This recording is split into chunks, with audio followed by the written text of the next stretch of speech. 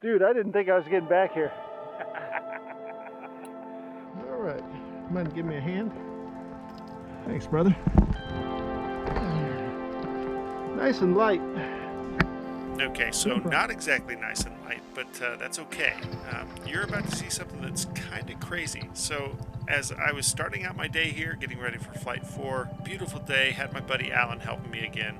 I get started out running, and you're going to see me kill the engine real quick. And the reason is, all of a sudden, I had no tension on my left brake line. I still had the toggle in my hand, but no tension. Look back and realized I am dragging my brake line. It's come untied.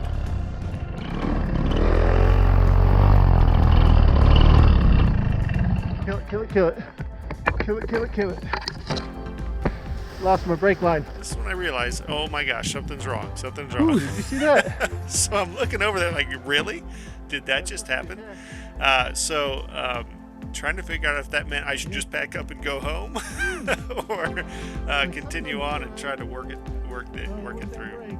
But obviously this is called a flight video, not a Kyle tries one time and fails and goes home video. So stand by, we'll get the next one ready to go.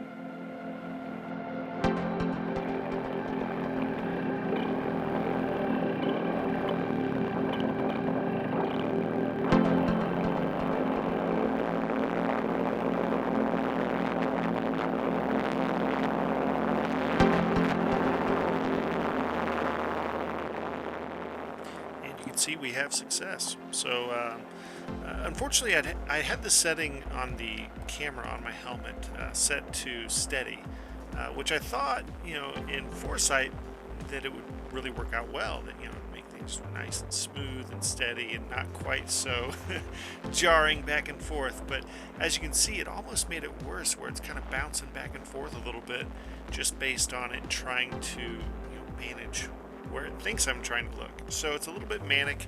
As such, I'm going to jump through here and really just play a few clips. We'll call them the highlight reel of this flight. No pun intended. But it should make it a little bit shorter of a video. You guys should have a little bit more fun watching it.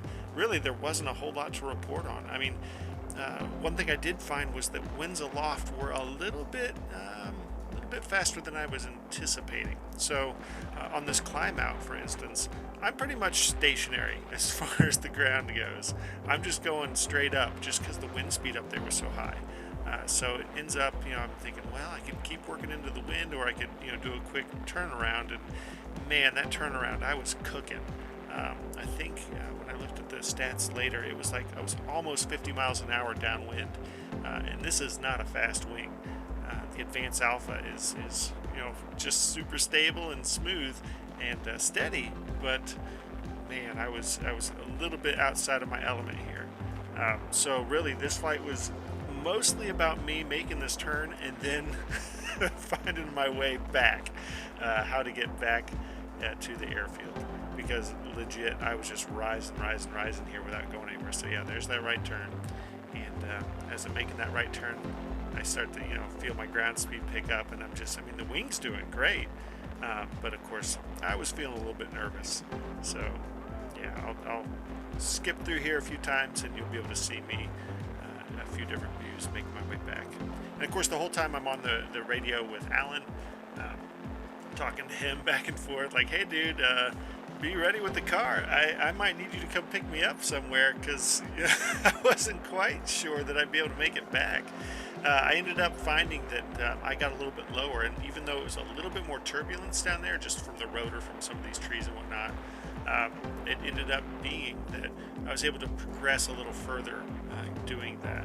So got out of the wind a little bit, but man, it sure is gorgeous up there. And I do think that the new camera helped out a lot in terms of it's really gives a clearer picture, so you really can see just how strong those winds are. I'm kind of running parallel to it, so the paramotor's moving forward, but you can just see how far or how fast I'm going downwind, which is totally fine. That's normal. It's just a matter of it wasn't normal for me yet.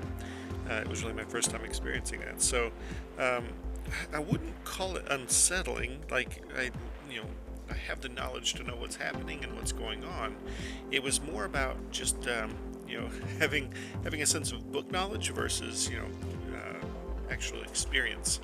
And so that experience was very different for me. And I knew too that as I'm coming down, like I was getting a little bit more, I'll call it a little bit of turbulence as I got lower, just because the wind's hitting those tree lines and creating a little bit of rotor. But I also noticed that as I got a little bit lower, the winds weren't as quick. So I wanted to kind of find that sweet spot between the two so I could work my way back, and so I didn't have to experience an off-field landing. But at the same time, I was really trying to thread the needle or find that sweet spot between being low enough and also not being a nuisance to these folks. As I'm flying, I'm pretty much out in the middle of nowhere, but there are a few houses, and I didn't exactly want to fly right over them. You'll see lately a lot of times, especially in the paramotor groups, in the Facebook channels, you'll see somebody who's making a complaint or voicing their opinion, and that's all well and good.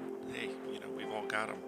But I guess, long story short, I haven't seen anybody posting a picture of me saying, "Who's this dipwad?" And I hope to keep it that way. I want to be a good ambassador for what we're doing and what we're experiencing, and it's something we have to be cognizant of.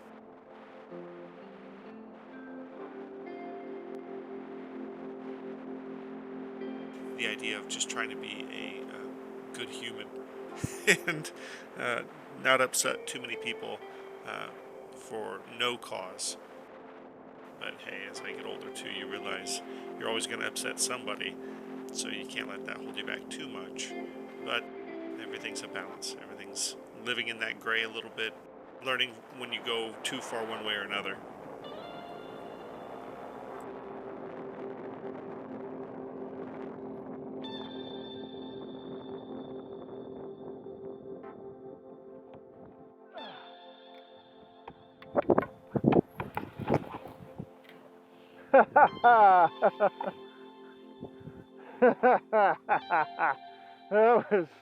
That was awesome.